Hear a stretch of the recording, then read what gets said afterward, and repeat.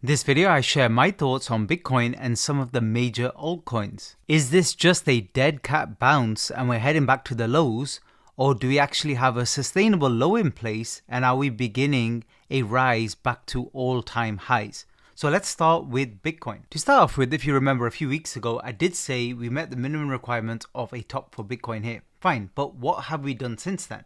We've been in a very clear downtrend with lower highs and lower lows. However, here we had divergence, as I mentioned in my last video. So we had an even lower low here, but on RSI, MACD, we went the other way. So it's very likely time for a bounce. And that's what we saw with Bitcoin and altcoins. We saw a bounce. But it's the strength of the move off that low that will tell you whether this is the beginning of something that could push to all-time highs, or if it's just another correction in play. And corrections are three-wave moves. Now, sometimes they can get a little bit more complicated because within the three waves here, you can get another three and another three. This is what's known as a double zigzag. Let me show you what that looks like. It's basically an ABC connected by another ABC. Now, if you have a look at Bitcoin, it may well have traced out that exact move here. So we can see, first of all, three-wave move here, which is corrective, a connector. And by the way, as this is playing out, you don't know until it breaks down. As it's developing, it's looking more and more likely because you're getting a lot of what we call overlapping price action. And then you see another three-wave move here. So that's likely a double zigzag complete. Now, what else do you see in these types of moves? Again, I'm teaching you TA here because a lot of people on YouTube, they won't do that. They'll just chit chat about, cryptocurrency in general, throw you some opinions, give you some bullish bias, anything that will agree with their kind of bullish opinion. And that's the end of it. They won't look objectively at charts and they refuse to learn a little bit of basic TA. That's why I'm showing you this. Parallel channels. So usually corrective moves, they move within parallel channels. As you can see, very likely that's what's happening here. And the reason channels are important is sometimes when they break down, if a particular asset is not that weak, sometimes it can go and retest the bottom of that channel. So price can move up, retest here, get rejected badly, and then whoosh, we're off to the races downwards. That can sometimes happen. But sometimes when an asset is so weak, it won't even do a retest. It'll just head straight down. So that's the other thing you're looking at, channel. What's the opposite? This is what the opposite is. So when price is moving strong in any particular direction, what happens is it moves initially and the move off the low can be very messy, overlappy, choppy. We have a correction back and then it does what we call a third wave, a three. And that's a very impulsive move and it stretches price up or down. This is a great example. So Bitcoin moving from 99 all the way to 78 in double quick time. So it's literally only 2-3 days, barely. That's a 1, 2, and then we get a very strong third wave, and then we get a fourth and fifth. That middle move, that's where it accelerates. Now here what we needed to see, which would have helped us say that yes, this potentially is the beginning of something, is some sort of either leading diagonal or some sort of third wave eventually. Like you could say this is 1, 2, all right, we're starting something, exciting times. This is another 1, 2, and then what should have happened here was that should have gone like that. Just around here, we should have just gone vertical. And that would have been the third wave. And that didn't happen. So that massively increases the probability of this becoming corrective. And then it increases more when price starts getting back into these previous tops here, these higher highs here, when price overlaps. And then we break the trendline support. And now we're sitting at some of these support levels. Once these break down and get taken out one by one, if we keep moving down, then we're going to challenge these lows again. Now, what's really good about cryptocurrency is you can look across a few assets. You can look at Bitcoin, but also major altcoins. I don't look at tiny altcoins as much because there's a lot less volume in those. So you want to really focus on things like maybe Solana, Cardano, stuff like that, XRP. So let's have a look at a few of those. So what you find on a move down is some assets move first. They put a high in place first and then they start moving down, and others later. XRP seemed like it moved down first. And it did, from these lows, again on the 11th of March, it did a more basic three-wave move. Another trick to kind of help you in regards to whether this could be corrective is click on trend-based fib extension, swing high, swing low, And here, usually the C wave, so this is, if this is corrective, which it looks like it is, A, B, C, usually the first move and that third move is usually either a 1-to-1 relationship, or it could be a 1 to 0.618, or sometimes if it stretches up a bit, it could be a 1 to 1.618. These are all possible. Sometimes you get a 1 and to 1.236 as well, which is, I see very, very commonly. 1-to-1 is my favorite because it's so highly probable if it's a 1-to-1 that it's all corrective, and we're going to break down. Now, anyway, let me remove these drawings. So basically, let's say this is corrective. So this basically moved in a channel upwards and then slowly started to break down. So the move down started here. You get an impulsive move, a correction, 3-wave move back up. And what does this look like? Doesn't this look like a 3 forming? A little bit of a stronger move to the downside? That's what seems to be happening right now. So I think there's a ever increasing probability that will challenge the 11th of March lows. The only way, in my opinion, because everything is looking so corrective, moving up, that this won't happen, well, there's a couple of possibilities. For XRP anyway, there's a very, very outside possibility. I don't really like it, but it's still there, that this could be a 1 and this could be what we call an expanded flat. So you get a 5-wave move here. So this is all a correction for a bigger 2, and then we start. So we get a higher low, but it's quite a deep higher low. It can happen. And sometimes if you click on fib retracement here, a level you might want to keep an eye on is 786, which comes in at 2.02, so just over $2. So if we go there and we bounce and we turn really, really strong, then we could be starting something explosive, and then, you know, but potentially you could consider some long positions. But the problem with XRP, if you look left, is the actual low here was on 3rd of February. So this is already a higher low 11th of March, and it's too overlappy, and we're not seeing a 3rd wave move. Now, very small probability it could still happen. You could still catch here, turn, where I showed you around 2.02 and blast off. It's still possible, but it's getting less and less likely. The other possibility when we move sideways like this and we constrict is we could be falling into a triangle. Just something to keep an eye on as well. But even this is looking less likely because we're not hitting a D wave where we would push back up first. So I don't think that's happening either. So I think, you know, again, probability is increasing. We're going to challenge the lows. Let's look at Solana. Now let's look at this in a little bit more detail. So we're going to go into 15-minute. Again, we're going to do a little bit of extra TA here to give us a better idea of, you know, what's going on and kind of predict in the short term anyway what could happen. So when I'm looking at this in the with the naked eye, I can see again a 3-wave move here. And in my last video, I did say it either fail from here or we'll do a longer correction. That was, you know, the other possibility. And it looks like that's played out. It's a longer correction, another 3-wave move. But let me show you something interesting here. When we look at fib relationships, so click on trend-based fib extension. And if you look at this second one, you can see it's 1 to 1.618. Okay, so that's that one.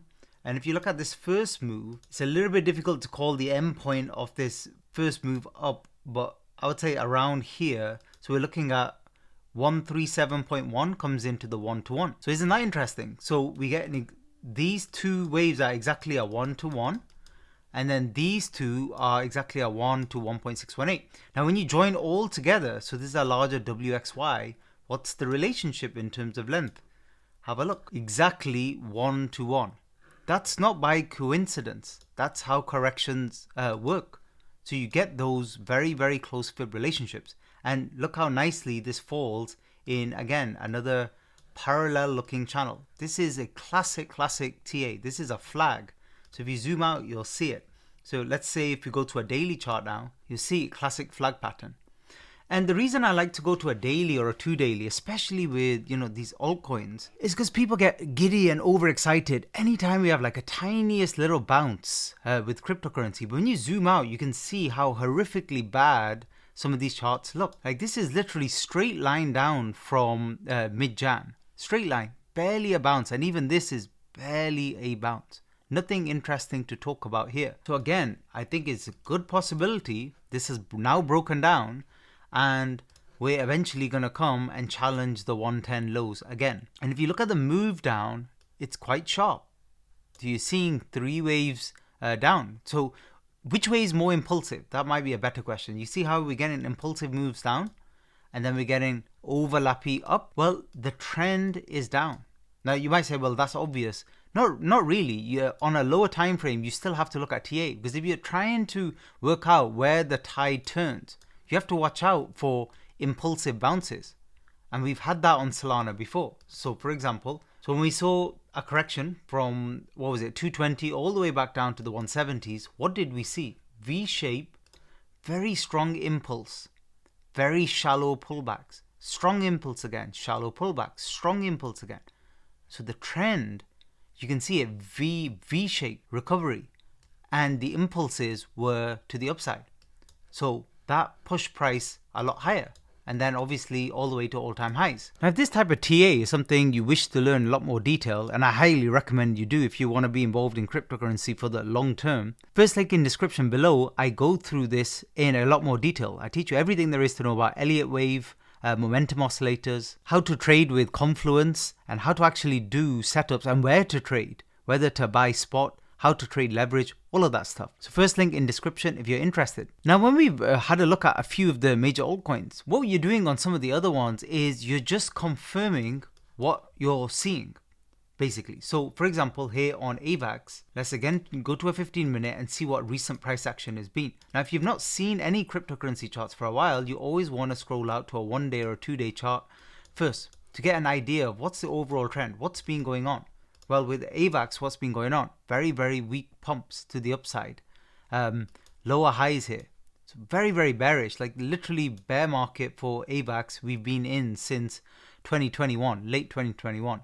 And it's an even deeper bear market since March 2024. That's not me just talking or giving opinion. That is the reality. That's definition of a bear market based on the chart. That's what we're dealing with here. We're dealing with a very strong downtrend since December, where the bounces have been very infrequent, just weak flag moves to the upside. So if you look at AVAX, I'm just trying to squeeze it all in here. Let's put it on a 30-minute so it's a little bit clearer. Same 11th of March lows. And this was a little bit trickier because it was looking like it had a little bit more strength, especially this move here, which was starting to get a bit more impulsive.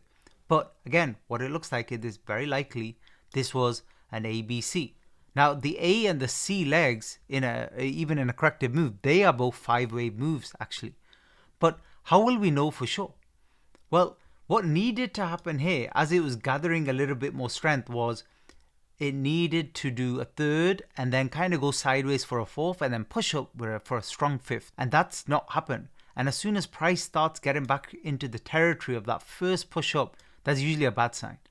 The first sign is when it starts to get a little bit too deep in terms of pullback. Fine, we hit that.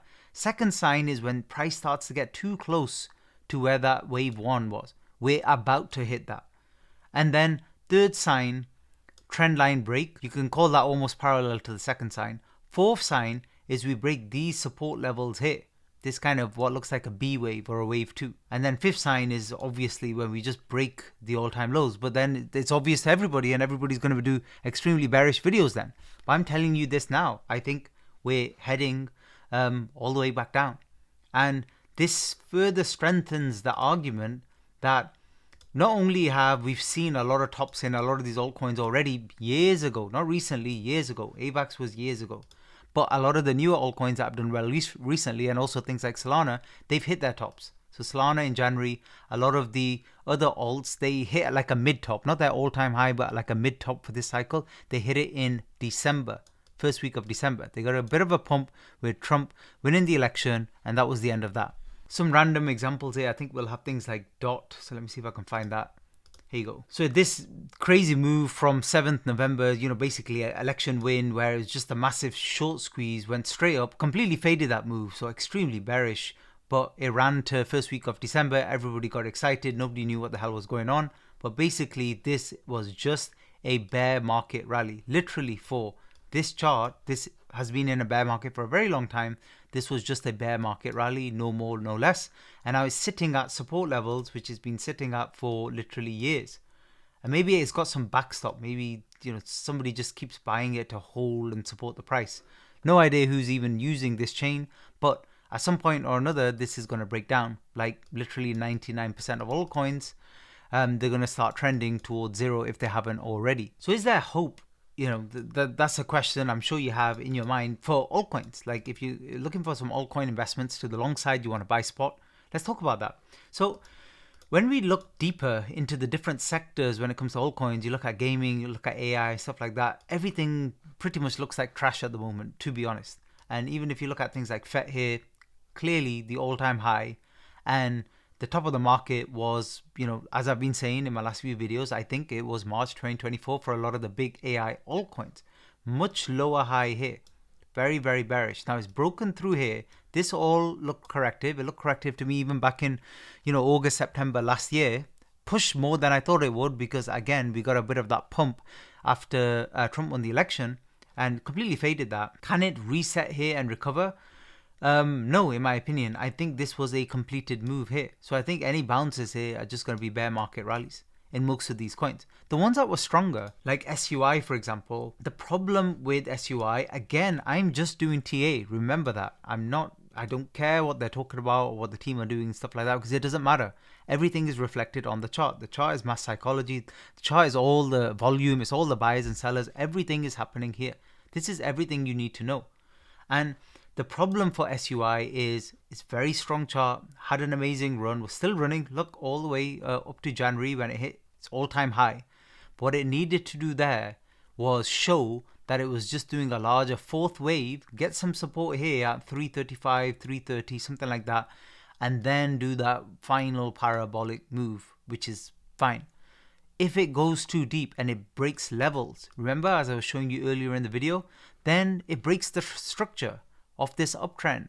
And once the structure of the uptrend breaks, we're done. And look how far price came. It even went into this high here, which is very bearish because it means this whole move from, like November 2023, it's finished now. It can't carry on because we've had that overlap now. Because we've had that overlap, this whole thing is correcting now. Now, once this whole thing corrects, and when it does, if SUI is something people use and it becomes immensely popular like Solana and stuff like that, then it could go on its next run in the next bull market. And, I don't think that's going to happen anytime soon, in my opinion. Later on in the year, let's see how things go. But again, you're watching my videos, I think, because you want, just the frank and honest truth about, what's going on with cryptocurrency. And honestly, I'd be extremely careful about holding altcoins. I would do some swing trades, sure. If you're an experienced trader, I do a lot of trading, so I don't mind taking positions long here if I think there's going to be some significant bounce, or short if it makes sense. But generally, I'm always sidelined because the chart's telling me to do that. The chart's telling me this is not a buy and hold situation. The times to do that were November 2023, another one around August 2024. Those times have passed now. The other big reason that I'm very careful over the next few months is, as I've been explaining in my videos, we're very strongly correlated, especially to tech stocks and the US stock market, very strongly. And I've been mentioning that we met the minimum requirements for our top here in the S&P and NASDAQ. And what further strengthens this final move as we were going up, you saw a lot of bearish divergence on MACD, RSI as we were making higher highs. And then further, we've broken some trend line support. Fine, no problem. We're going to have corrections along the way. But also we know that the maximum corrections all the way up, as I explained in a previous video, was 6%, 8%, never more than that. And now we got to 10%. Fine, okay, we get to 10%, we just bounce and carry on. Look, we're completely fading this bounce. And another thing that strengthens the fact that this could be a more significant top, look how impulsive the move is looking. So if this starts to accelerate and get out of control, crypto always crashes the worst. Like the smaller the cap of whatever you're trading, that will get hit the hardest. So literally the tier system here is stocks get hit a little bit, like 5%. If things get really bad, Bitcoin will take 10% hit. Some of the larger alts, 25%. The meme coins and the smaller alts, 50%. Even from where they are right now, even if they're down 90% already, they can go down another 50% of wherever their value is. If you don't understand why that could happen in terms of just mathematics, then you do need to learn more TA. When something's down 90%, it can still go down another 50% from where it is. So it is looking pretty shaky. And if you think about the wider, what are we seeing with AI and what we're seeing with releases from ChatGPT, DeepSeek, stuff like that, it's all writing on the wall. We're going to be losing more and more jobs. It's going to affect the economy for sure. Inflation is still not fully kind of under control. There's no imminent signs of massive money printing all over the place from the Fed. They're not really hinting. You know what I mean? Like, it's just, I like to look at TA, like I said earlier in the video. But it's easy to argue why the TA makes sense from what's going on as well, if that helps you. So I'll definitely err on the side of caution. And one thing I really didn't like was how stocks and the stock market was still pushing up while crypto's been struggling for so long. Because when stock market really gets hit hard and crashes, crypto always goes down. But it's more worrying when stocks were going up that crypto was going down. I would be very worried about that as a cryptocurrency trader. And I am. That's why I'm saying, like, mostly been sidelined for a while. Highly recommend you educate yourself with this, because even within crypto, even when things are going down, there's always pockets of opportunities. You just have to find them. And those pockets of opportunities are where liquidity just jumps from a narrative to a narrative to a narrative. They're getting harder to find, but they're still there if you keep searching. And it doesn't matter if it's in altcoins, meme coins, it could be a random little gaming coin outbreak for a period of a few days or a couple of weeks. But there are opportunities there to take some short-term trades. And sometimes it can be lucrative. You can get moves 30, 40, 50% on a swing trade. But understand that you might be trading against the prevailing trend. So you have to be really careful in terms of your risk reward. Hope this helps. Thanks for listening.